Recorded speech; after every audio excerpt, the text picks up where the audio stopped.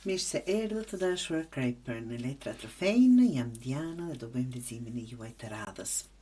Pyetja ime ishte kur hapa letrat, çfarë po vjen në jetën tënde në këto ditë të ardhshme? Dhe po fillojmë me hermit, vetmitarin apo dhe dietarin. Të dashur Krejper, këtu po vjen një periudhë ku po tërhiqesh pak. Ta them, jo sepse jeni të detyruar, por sepse keni nevojë. Kjo lidhet me një farë mënyrë edhe me reflektimin, distancim nga zhurma, ose një nevojë për të kuptuar më mirë çfarë do realisht.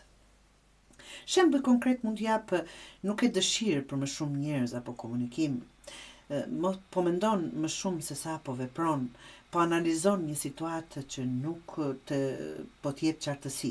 Kjo nuk është izolim negativ, se ka dhe atë negativ izolim dhe pozitiv, siç e dim gjithë, por është moment për të parë më qartë, një lloj reflektimi jeni duke bërë.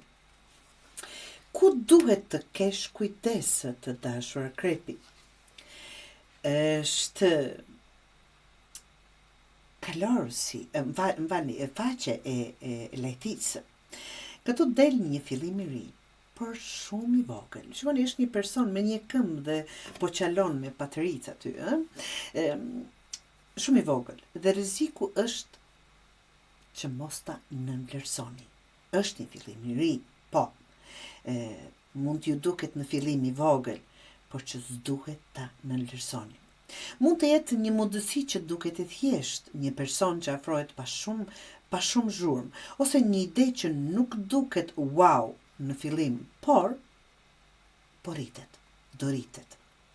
Kujdes pra të dashur Krejper, mos e shpërfill vetëm sepse nuk është e madhe, apo nuk është e menjëhershme. Shumë gjëra të mira fillojnë kështu, këtë mbani mend. Mundësia që po vjen të dashur Krejper është perandoresha. Kjo është shumë e fortë, absolutisht Krejper, këtu vjen rritje, stabilitet emocional, ndoshta nga i kërkim, nga i reflektim dhe duke i bërë gjëra dalë nga dalë, dhe duke i pranuar dhe ato të voglat që të dini t'i vlerësoni, të jemi mirënjohës për çdo gjë që nga ato të kemi shumë të vogla dhe t'i bëjmë të mëdha. Këtu vjen pra rritje, stabilitet emocional, ose një situatë që fillon të jap ndjesinë e bollëkut mirëqenies. Shembull mund të jap sikur një lidhje që fillon të bëhet më ngrohtë dhe më e sigurt për ju. Një periudhë ku ndihesh më mirë me veten, ose një gjë që ke nisur fillon të jap frut.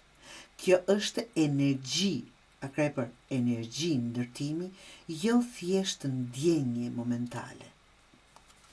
Dhe letra e 4, çfarë duhet të bësh konkretisht, është 9 të lejthisë. Këtu mesazhi është shumë i qartë. Duhet të qëndrosh në vlerën tënde, në atë çfarë beson, të qëndroni besnik. Kjo do të thotë të mos pranosh më pak se sa e meriton, të mos ulesh standardet vetëm për të mos qenë vetëm, apo për të mos t'i ngelet hatri dikujt, apo pse është më mirë për dikë tjetër, jo. Të vlerësosh çfarë ke arritur vetë. Shembull konkret mund t'i jap mos pranon një situatë që nuk të jep siguri.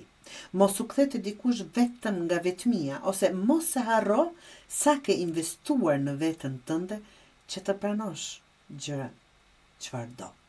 Kjo është letër pavarësie dhe vetë vlerësimi.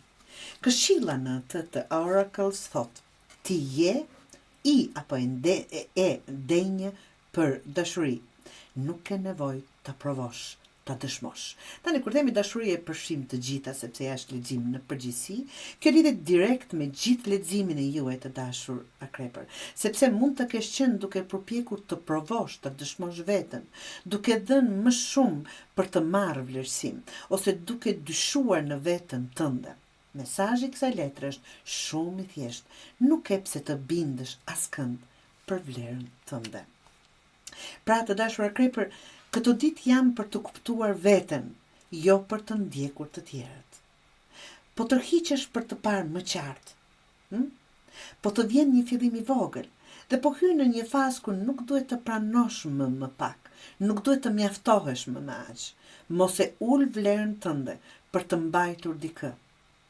Ajo që është për ty do të vi pa e kërkuar këtë.